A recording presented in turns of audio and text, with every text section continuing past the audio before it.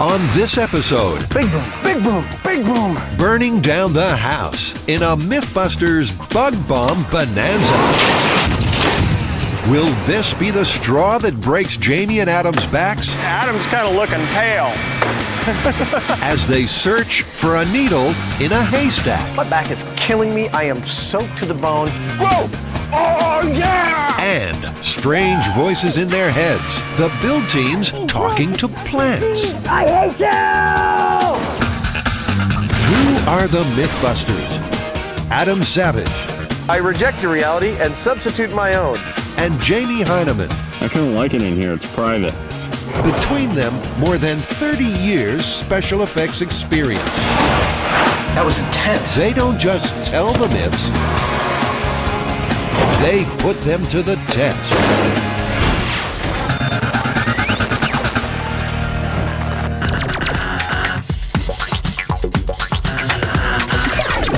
Bug bomb. This one's going to help us fill out our explosion quota for the series, huh? The story is that a family in a 500 square foot house had a bug problem and decided to take care of it with those aerosol bug bombs. Unfortunately, they used 10 or 11 bug bombs. Each one could handle a 700 square foot house. So they went down the street to wait out the bug killing that they were doing, and they heard a boom, and they came back to find their entire house had been blown to smithereens by the bug bombs igniting and setting fire to the house. This story is either the ultimate roach's revenge or a MythBusters flight of fancy.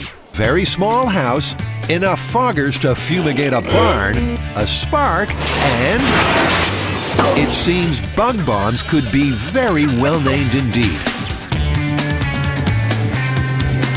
They'll get things started by cutting this myth down to size. We've set up this little plastic house as a miniature experiment to test the explosive qualities of bug bombs before we do it with a real house, a full-sized house. But what household appliance could spark an explosion? Adam is looking for a stove and a salesperson to baffle. Jorge is his man. Have you ever heard the myth of someone using too many of those bug foggers in their house, that put out the gas to kill bugs, and then their stove accidentally ignited it and blew the whole house up? Well, no, I never heard of that. Well, that's what we're going to do with your appliances. We're actually going to attempt to blow a house up. Okay. Appliances for blowing up houses. That would be aisle 4. This one has the electronic system. There's Okay. this part here and this one in the oven. So I think this is your baby here. That's perfect. Jorge has the easiest sale he'll ever make and a very interesting story to tell the relevant authorities.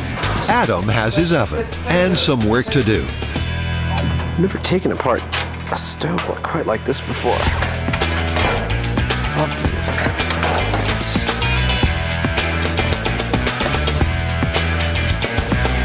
So these are the actual sparkers, the things that go. The myth doesn't specify a stove sparker ignited the fogger gas, so the guys will test several possible household culprits. This is our igniter panel, and I have 4 different types of ignition sources here. One is a lighter, which is like a pilot light. We have a standard wall plug-in sort of a device. This over here is a standard thermostat for your house. This one potentially could have a tiny spark created every time you move the lever. And lastly, we have a stove igniter. This just creates a continuous little spark. All the igniters will be wired back to a single control box so they can be set off remotely. That's probably wise, given Adam is in charge of the electronics. Okay, you ready for a jolt? Yeah. Here we go. So here comes the faulty wiring. Uh-oh. That just, there's a short somewhere in the line because it just blew the thing. That would be bad. Let's see. Damn it. Why don't I make sure that everything else works? When in doubt, the MythBusters rely on the never-fail combination of random tinkering and dumb luck. All right, so I think my faulty wiring of the faulty wiring is no longer faulty, so that it's correctly faulty. Oh, let's see here.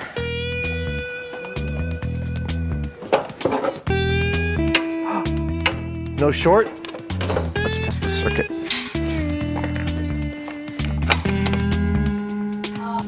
There we go, 125 volts. We're good. Time to take stock. Model house, check. Potentially explosive bug bomb, check. Various open flames and electrical sparks, check. What could possibly go wrong? Highly flammable. Highly flammable. Turn off all ignition sources. Open flames, pilot lights, running electrical appliances, thermostats. Wow. This is a bug bomb. Yeah. Yet again, we're blowing things up in front of my shop. And not only that, but there are noxious chemicals involved, which will probably leave a residue over the whole block. And I guess it's okay. I'm getting used to it. So are the neighbors. There you go. Put it in. And so it's bombs away. A fogger is designed for an area 3,000 times bigger than this box. They have no idea if it's explosive or how big that explosion might be. Okay. Not getting anything from the stove igniter. That sound? That means it's working. Okay. All right, thermostat. Okay, thermostat's working. Switching. Nothing. What a shocker. Okay. Faulty wiring. Hey! Not only is the fogger spray explosive, but Adam's rig worked. Ready? It's a red letter day and worth an encore. Faulty wiring in 3, 2, 1.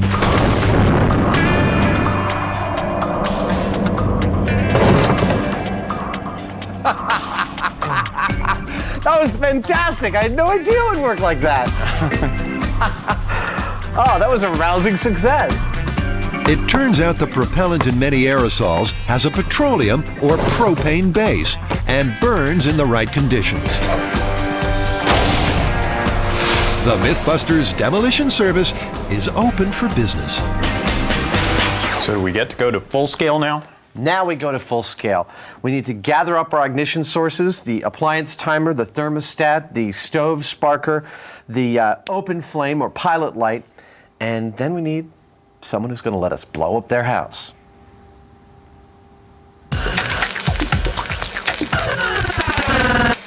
I hate you, you pathetic little plants.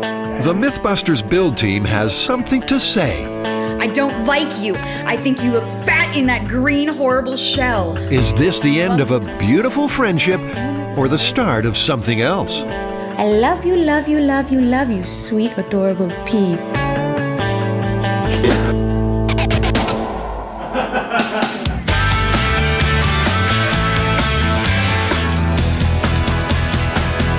Okay, so what are we working on now? Our next myth is talking to plants. Now, there's a lot of people out there that think your plants will grow better if you talk to them. What if you hate plants and you're really mean to them? We can try that too. You know what I'd like to try is music. They say classical music makes your plants grow better, but we should mix it up. I'll get some heavy metal and classical and see which one works better. Sounds good to me. Sweet talking plants. Normally the domain of eccentric old ladies with lots of cats. But anything for science. So we're doing a little experiment. We're getting some plants and seeing if they respond well if we talk nice or we talk mean to them. You ever heard of anything like this working? I think it's an old wives' tale personally. So you don't talk to your plants then? I don't talk to my plants, no. So do you want to actually start from seed or little seedlings? We'd like to start from scratch. Okay. He might not believe the myth, but he's happy to sell them bush peas and plenty of other stuff besides. Do you have 70 of one kind of pot? I think talking to plants works. I mean, you know, I communicate with my plants in some way, I think, by thinking to them, and I have the best garden on the block. I think the idea of talking to your plants is some foolish, hippie, crystal gripping nonsense, and it absolutely has no effect on your plants. Armed with pots, fertilizer, and peas to feed an army, the build team moves to phase 2. They're going to build 7 self-contained greenhouses. A control will have silence. One will have 24-hour heavy metal music, another classical. 2 will be fed sweet talk, and the last 2 will get abuse. They'll set up on Jamie's roof, which it turns out would be equally suited as a location for wind tunnel testing. It seems like we've made big giant box kites. These things are pretty flimsy and it's very windy up here. So we're gonna have to figure out a way to keep these from basically blowing away. Let go, see what happens. Yeah, good one, Tori. See what I'm talking about? Adam could use it as a giant parachute. You could have someone's eye out with that thing. Sorry. What they need is more weight and strength. Tori's solution? Plexiglass sides. Think these are gonna hold up? Once they're all together, I think they will, but that's gonna be the challenge. Soon enough, a little greenhouse village has grown up, and no amount of huffing and puffing from Jamie will blow it down. Putting all these greenhouses up here on the roof, I think I'm going to get checked out by the police for growing pot or something up here, you know? It's like, what are you doing? It looks kind of suspicious. There'll be 10 pots per house, 1 pea per pot. Pathetic little nasty thing. You make me sick. Hope you shrivel and die. To prevent immediate shriveled death, they've rigged a battery-powered automatic watering system, overhead misters, and drips in the pots. Every day at the same time, each pot gets the exact amount of water. As far as possible, conditions will be identical for all the plants, except, of course, the soundtrack. They're speaking a normal, clear voice. Okay, this next one goes out to my friend Greasy. I hope your roots rot in hell. The only thing you're good for is giving people gas. You suck, freshman! How's that? Beautiful, round, green peas. You nasty little awful green pea that's ruined every burrito I've ever had. Each monologue will be played constantly throughout the experiment. If the build team stayed all that time, the carbon dioxide from their breath might affect the outcome. Dumbass peas. But Tori needs something with a little more polish. Do you have hardcore to the bone death metal? Do we ever? Yeah, this is good.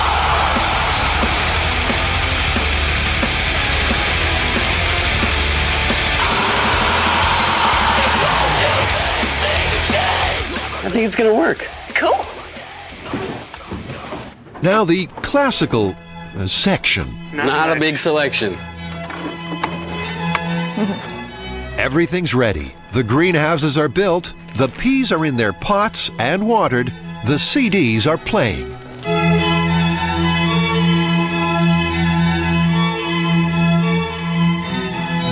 God, my timing is off.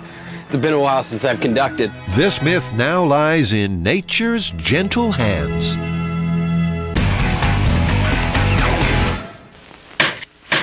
Keep a clean house, and what's my reward? Chasing after disgusting cockroaches. Ever since the invention of television, and maybe even before, bugs have been a real nuisance. 7,000 so far. Luckily for all concerned, those clever folks in white coats keep inventing neato ways to bring a bug-free smile to your dial. We're sending them to a motel. To a motel? And now, the MythBusters have come up with their own extermination plan. They're testing the myth that a family blew up their house after overfilling it with bug foggers. This is perfect. So they need a house to send into orbit. And luckily enough, NASA has this one due for demolition anyway. But it needs some work first. Here on MythBusters Makeover, we're turning this lovely California bungalow into a disaster zone. The house in the myth was tiny, just 500 square feet. This place isn't big, but it's bigger than that. That's almost 200. This is 250. With basically up to this hallway is almost exactly 500 square feet. We'll get like probably 550 if we block off all the other rooms in the hallway. Works for me. They'll seal off several rooms, so the remaining space in the house is exactly 500 square feet. Bye-bye bathroom. The flammable carpets have to come out. And they need a way to ventilate the house in case the bug spray doesn't burn up. Something really complicated, like, say, opening a door? We don't need no friggin' flap. This is how Jamie finds his way back home. He seems like he's really smart, but he gets lost if he's more than 50 feet away from any one of us.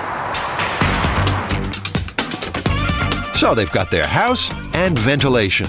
Now, the sparky bits. Formerly, these two plugs were actually our faulty wiring test rig. What we did was we put a rocket igniter in there and wrapped some matches around it. So in case our open flame pilot light doesn't work, we have two emergency backup, super duper, fail-safe, foolproof ignition systems.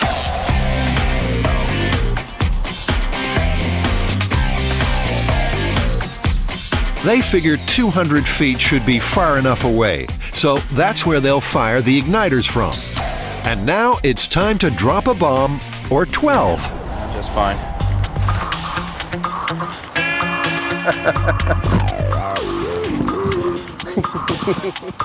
Whoa, hey! It's all bold in this thing. He becomes much more expressive. Now he's like, oh. Let's go do this. Okay. There's gonna be two in the hallway here. The plan is to set off 12 bug bombs inside the house, the same as the myth, and more than 10 times the manufacturer's recommended amount. Then they'll fire up each of the ignition systems until they get a blast. I'd put our chances right around 90%. I mean, there's always something that can go wrong, but we've got fail-safe and foolproof ignition systems times 3 or 4. Plus we've got, like, by my last count, like 7 or 8 fire departments helping us out. And yeah, I think we've done our homework. I've put us right around 90%. You ready? I'm ready. And you go. And yell loud and clear if you need help. Okay. That's what I'm here for.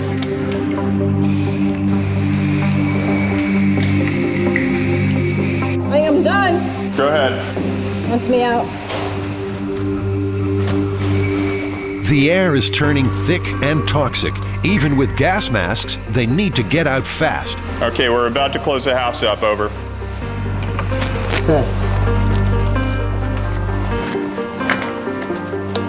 Okay, the house is closed up, we're moving away. Starting the timer. Okay, everybody behind the barricades. Lighting stove igniter.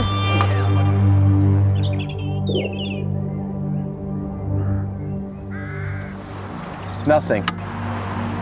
Something's not right. Nothing. Hey, it would help if I was plugged in. Ignition's hot. Lighting stove igniter. Can you see it here? Yeah, it's lighting. No ignition. I mean, we got as much of a flame as we could get. Interesting. Do you want to open the door? Yep.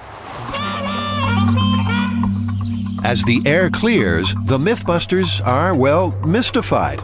After all, they've blown this stuff up just fine back in the workshop.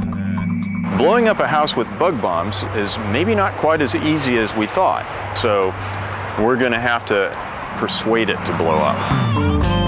To do that, they'll try a bigger, longer burning flame and more bug bombs. Far, far more than is recommended on the label. Far more than is safe or sane.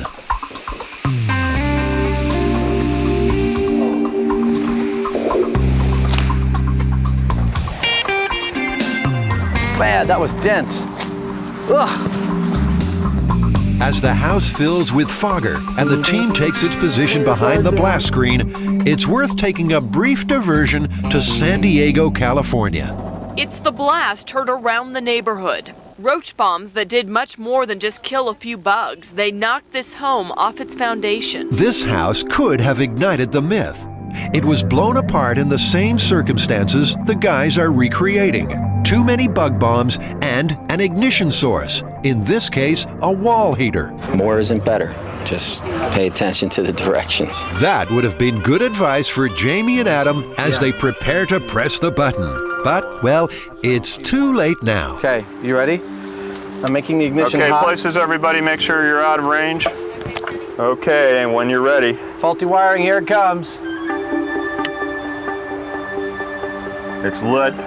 It's lit good.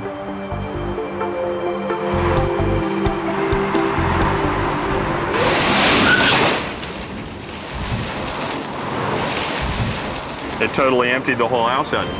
We got something. The bug bomb myth is emphatically proved. It was foggy, and then all of a sudden it was very clear. Hey, the smoke detector works. Wow, look at that. Just popped the back door right off. All the air just came out like a whoosh. I wanted broken glass. Oh, we got a fire in here. We do. It's really smoky now.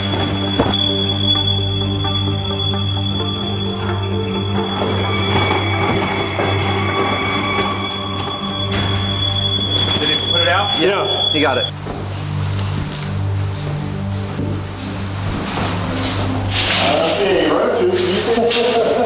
No roaches. Go figure.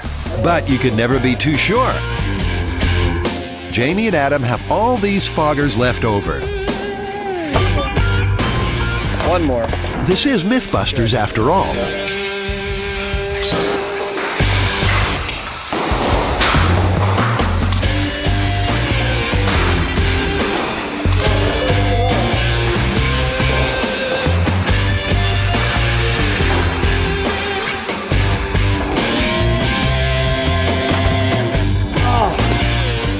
That is rank. Big boom, big boom, big boom. In 5, 4, 3, 2, Jen, watch out. 1.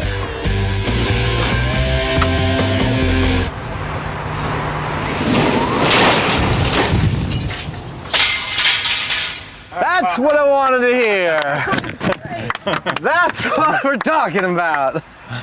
Wow. Yeah. Did we blow out a window? Yep. Woo!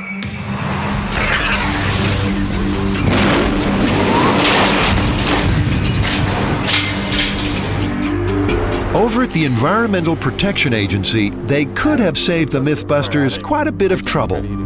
That's no myth. It occurs in California at least once or twice per year. They overload the number of these foggers in their dwelling to the point where it fills up, and then they forget to shut off their pilot light or other ignition source and blow out windows, or even to some extent can blow up and destroy the entire structure. So always read the label and don't try this at home if you still want to have a home to go to. All right, what do you think, guys? Is it busted, plausible, or confirmed? It's definitely confirmed. I mean, we blew the doors out. You know, we had a little fussing around with the ignition source, but it's true. It'll happen. Bug bombs plus ignition source equals boom, no doubt confirmed.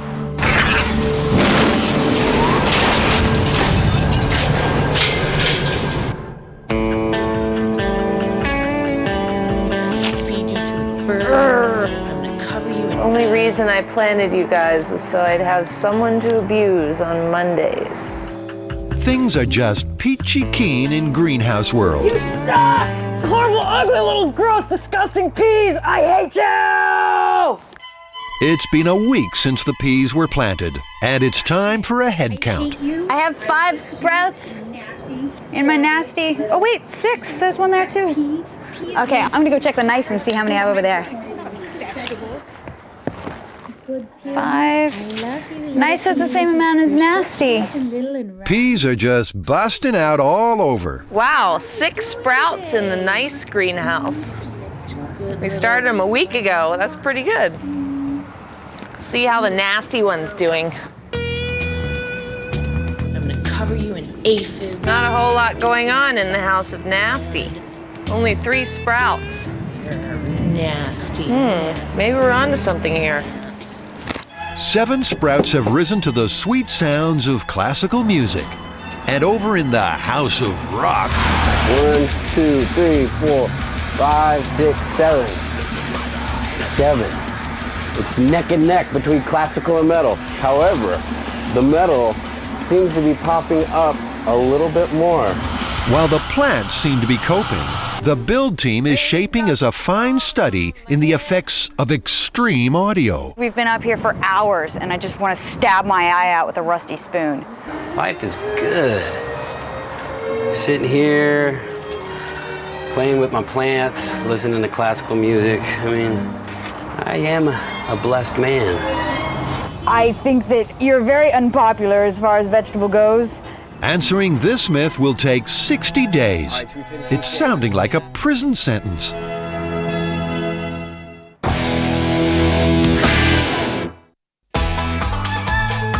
The MythBusters are busting out all country. This is a big bale of hay.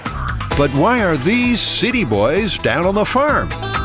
The answer's like finding a needle in a...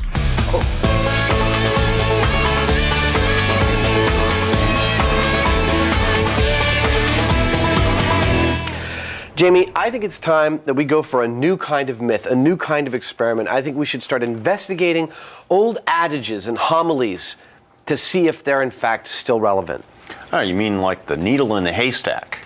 Exactly. Can we use modern technology to render that phrase meaningless? Well, that works for me. That means the first stop is a hay store.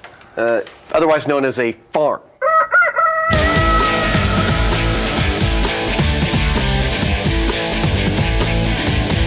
Ah, the hay store. Barrett's Hay Farm, just outside Sacramento. Have you ever found a needle in the hay? No, I can't say that I have. I've never found one. And Mike hasn't been short on needle finding opportunities. Barrett's makes more than 2 million bales a year. Both hay, which is what animals eat, and straw, which is generally what they sleep on. It's funny because if you asked me to pick out what I would think of as your traditional movie type hay, I would point to the straw, not to this stuff. Traditional movie hay? Yeah, you know, like the people are always getting stuck in a hay bale or rolling in the hay or whatever they do in the movies. You know, that's what I would think of as hay. Having a roll in the hay with your girlfriend. Yeah, don't get all red-faced. To make their very own movie-type haystack, they'll load up with 20 bales of Mike's finest. No, I don't enjoy loading hay at all, actually. It turns out this was one of those things that I didn't have to explore. So they have their hay. Now, where can they find a needle? Ah, this might be the place. Hi, are you Kathy? Yep, I'm Kathy. Adam's Needle expert Kathy gets straight to the point. Well, the real question is what kind of needles? Because needles for many, many generations were made out of bone, which would make them definitely much harder to find with modern technology. Okay, so what we'd like is, I guess, 2 of the bone ones, unfortunately. Okay. They also take a bunch of metal needles, and the MythBusters are ready for action. All right, well, we've got 10 bales of hay apiece. We've got 4 needles, 1 of bone, 3 of steel, and the producer wants us to have another one of those competitions. I mean, this one's going to be really tough because normally I just think like a metal detector or a magnet to find most of the needles, but the bone one really throws it off. We've got to come up with a machine that can separate out a non-metallic needle as well. So it's a competition. They'll split the hay into 2 stacks, hide the needles, and see whose machine finds them first.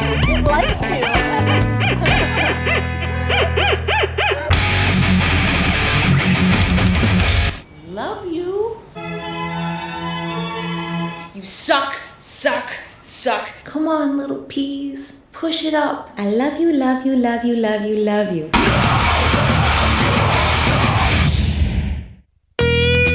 So Christine, We're about to build a needle finding device. Normally, Jamie keeps his design simple, but all that fresh air has gone to his head. We're going to take a leaf blower and we're going to suck hay up and out the other side into a long horizontal PVC. Is have that tube feed into a metal pipe, feed into a 55-gallon drum. A picture might help. Hay will be blown through a long rotating tube with slots cut in it for the needles to fall through and a magnet to catch them at the end if they make it that far. As a failsafe, the hay will then be channeled into a furnace and burnt, leaving only needles. This mechanical approach will work where no electronic means would possibly work. I mean, how could you possibly sort out a bone needle from the middle of a haystack?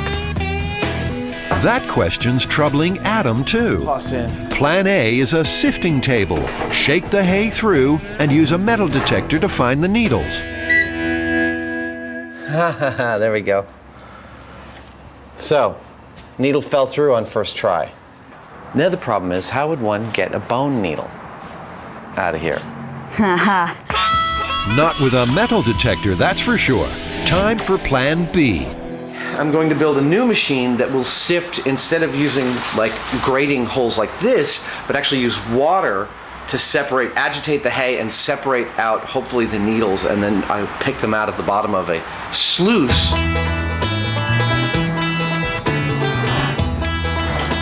And then I've got this needle. Water and gravity. Adam hopes he's onto a lethal needle-finding combination. So the hay floats quite nicely. Let's see what it takes to agitate it. All right, I'm gonna look underneath.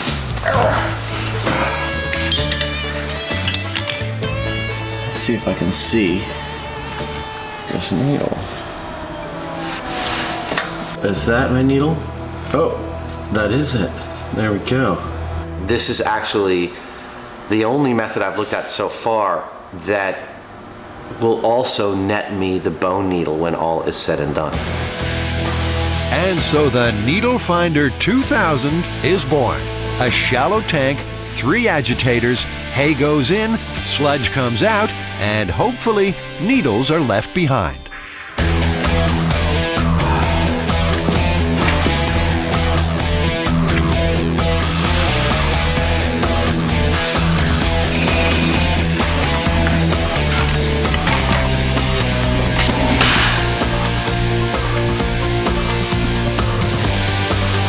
Once again, the MythBusters' ingenuity is on the line. Will Adam's paddle-wheeled, water-sorting Needle Finder 2000 do the job? Oh, she's gonna blow, Captain! I can't keep it up much longer!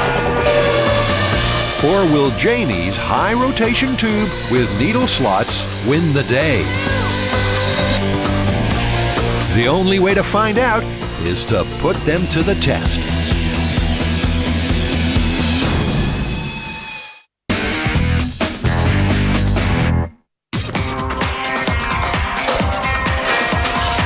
Our plant diary says it's been 27 days. Ooh, here we are, dead of summer. And we're like halfway there. At Greenhouse Central, only the control house has had silence. For the rest, 4 weeks of constant rotation CDs and cajoling to test if plants grow better if they're talked to. Need to grow real big. We got the state fair coming up in about a month. You guys look like champs, all right? Yeah! Come on, baby! Yeah! Go! Come on! Yeah! Go! Go! Go! Oh, yeah! That's gonna be good for them. That will, really inspire these guys to grow a little bit better. Oh my gosh! You guys are doing Strangely enough, halfway through the experiment, trends are emerging. My sweet words must have an enormous effect on my plants because these plants are growing much better than my nasty plants. This guy here is huge. He's got little arms reaching out, grabbing on. So far, talking nice is actually working, and I hate to say it, Scotty might be proving me wrong. Talking nicely to plants, making them grow better. Is Carrie losing her mind? Oh, you all your peas. Look at all the nice little peas growing in there. Oh, I love you, peas. I'm worried about all of us. They know how I feel. I think we need some psychological evaluation. I'm gonna rip you out of your pots and turn you into pulp on the ground. Got it? Clearly, they need some time off this rooftop. They'll leave the watering system to babysit their plants. They're doing pretty well. Your plants are doing very well today, Tori. Hi, Tori. What plants do you think are doing better? Hi, you guys. Well, I think the heavy metal plants are better because there's so much anger in this world. It really helps to listen to that kind of stuff and you can get it all out. It's okay. Oh, I can see what you mean. That classical music really kind of makes the hairs on my neck stand up. Let's get out of the sun.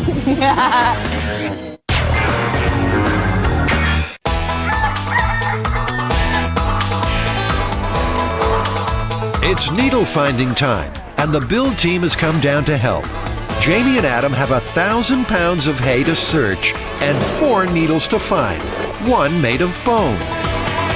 This is going to be the biggest bay hail thing of hay you've ever seen. So let's roll it over. Jamie figures the easiest way to find a needle in a haystack is to make the haystack go away. His machine is designed to separate out the needles and burn the rest. Adam is using water. Hay floats and needles sink, he hopes. Adam's rig is actually fairly clever, I think, and it may well handle a better volume than what mine does. I think mine might be a little bit more thorough. This MythBusters team is going to win this one handily. We'll be like sipping mimosas on the beach, and Jamie will be there like, oh, I still have 2 needles to find. As the needles are buried by researcher Colette, it's clear the boys will need help. Tori and Carrie will team up with Adam. Christine and Scotty are with Jamie. All right, you guys, ready? The clock is ticking. Go!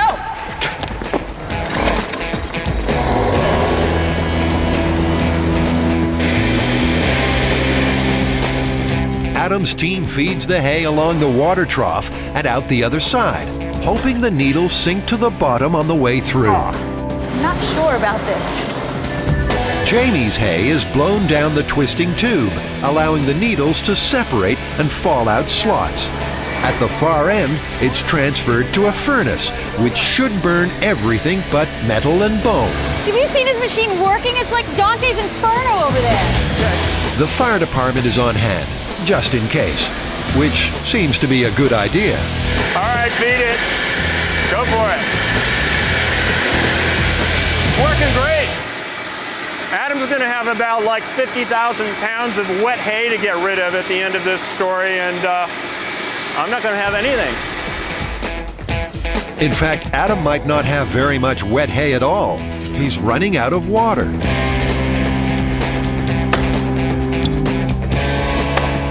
I don't know what the problem is, but I hear a lot of beating on something with a hammer, and Adam's kind of looking pale. I had to take a wheel off so I can manually kind of at least let some of the water back in. As is their way, the fire department saves the day. Cheating? Would I consider this cheating? Absolutely not. And while Tori's coming to the rescue, he's also thought up a modification. This is adding some magnets to the front end of our feed trough. These are super, super strong neodymium magnets. And see if we can't pick the needle out at the very beginning. You just had your finger on it, right? Good idea. Jamie thought of it ages ago. That's the little one. All right. Oh, man. They found one? It made it through the slots. You found one? Just one? Come on, let's keep going, let's keep going, we gotta go! I was starting to think that they didn't put needles in the stack and they were just trying to screw with us or something. Well, now you know. That little needle took more than 4 hours to find. Turns out, that's how long it takes to find a needle in a haystack. Hey, is one found needle. In your face! It was on Tori's super magnet. Wait, hold up. Found another one. Yeah! Oh, that's, wow. Where'd you find it? I saw it going down, so I got it on the magnet. The magnets. The magnet stopped The magnets? Yeah, okay, I spent 2 days building this and you put down a magnet strip and... Now that both teams know their machines work, finding the needles should be just a matter of time. But it's a lot more time than Adam expected. I can see the cut now. Oh, we'll be drinking mimosas in an hour or two. We'll be like sipping mimosas on the beach. Cut to 6 hours later. Adam's team is still going at it. 6 hours later, Adam's team is still going at it. They found 2 needles, They found 2 needles, but still have the smallest needle and the bone needle to go. but still have the smallest needle and the bone needle to go. Things are no better in Jamie's camp. Oh, and the sun will be going down soon. You know what sucks the most? I keep getting little slivers of hay underneath my fingernails. That kills. I don't want to lose to those guys. I like to win, so I'm just trying to block out the pain. Only one thing will soothe Tori's suffering. Found the last metal needle. Yeah! Oh yeah! All right, so all we have to do is process this last bit of the pile and then look for the bone needle, but we are 3 for 3 in metal needles. Put that on the victory cushion. Oh yeah. 3 needles, 3 needles, all 3 metal, all the metals, all the metals, 3 needles. Obviously, something's working for them. We only found 1, and they found 3. Suddenly, the Needle Finder 2000 is looking like a winner. But with victory just a bone needle away, Adam admits a potentially fatal flaw. I never got around to checking to see if bone floats. I know it's kind of a critical oversight, but it turns out to be the kind of one I'm capable of. And here's some more bad news.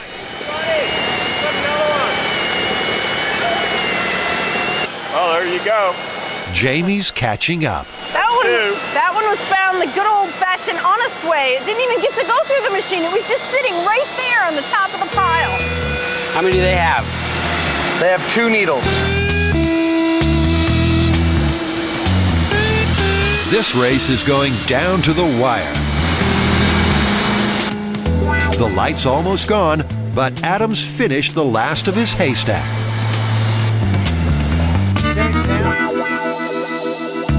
All right, time to hand check for bone needles.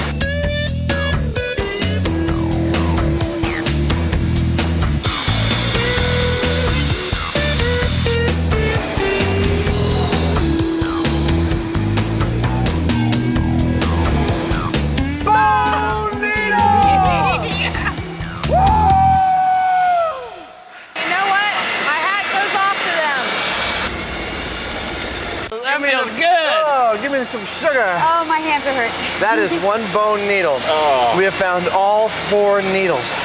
Stick it in there. Ladies and gentlemen, we have a winner. Good job. Nice work, honey. Let's wrap up and go home.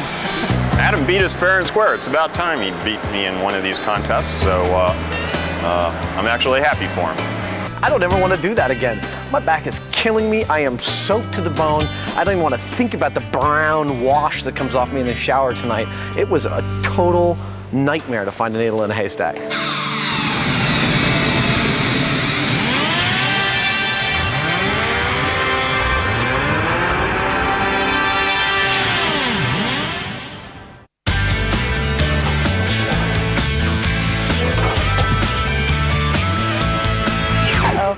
Have you seen what happened to these? What happened?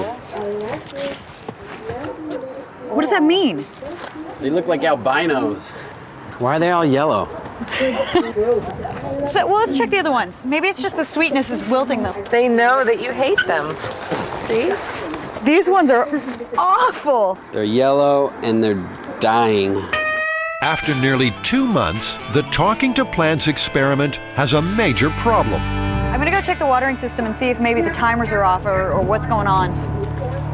It looks pretty dry, doesn't it? The build team hasn't been up here for a week. A long, hot week. Now, faced with withered, dying plants, they wish they had. One of these timers isn't working. Really? So it's not getting any water? Okay, I'm gonna check the moisture. And this one looks pretty moist on the top, but it's dry down there. Well, I guess they don't grow on kind words alone. The problem is the timer that was letting the plants get water, the one that was actually feeding into the pots, the battery died. I just think the talking plants are committing suicide because they're listening to I love you, love you, love you all freaking day. The only upside, every greenhouse was affected in exactly the same way. So although the plants aren't a picture of health, the experiment is still valid. And now the build team will reap what it's sown. I think to come up with our conclusion, what we need to do is pull the plants out of the pots, completely wash the soil off of the roots, and weigh the plant mass in each greenhouse. And that should give us a pretty good result. Hi, Jamie. Hi, Carrie. What's going on up here? You're looking like a groundhog. I'm here too. Hi. Hi. Groundhog too. As is traditional at harvest time, all the neighbors gather round to lend a Oh, hand. here's the first nice house.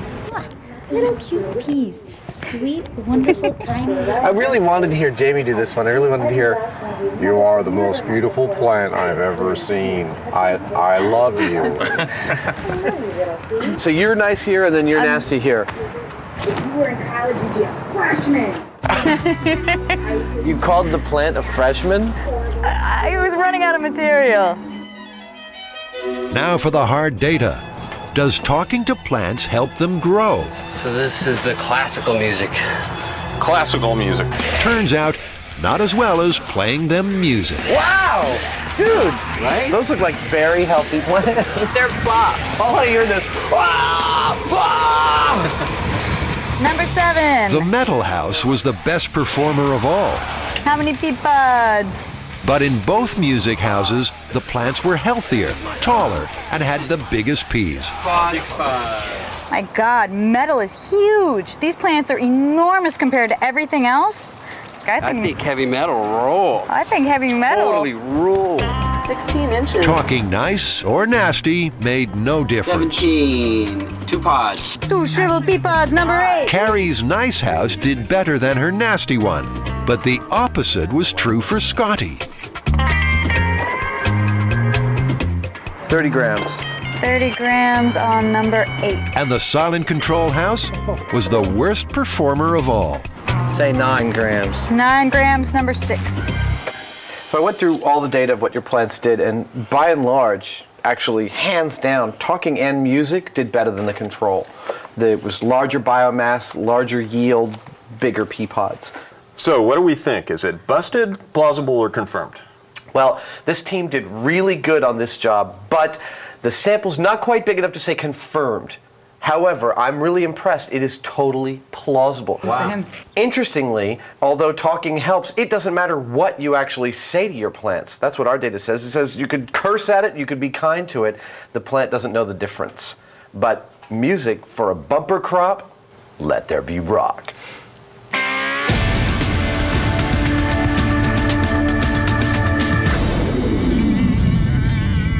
Tori and I are going to try a pair of the death metal peas here.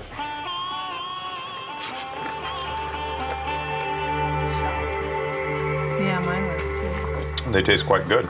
Oh, God. The ones that music was played to just taste fantastically.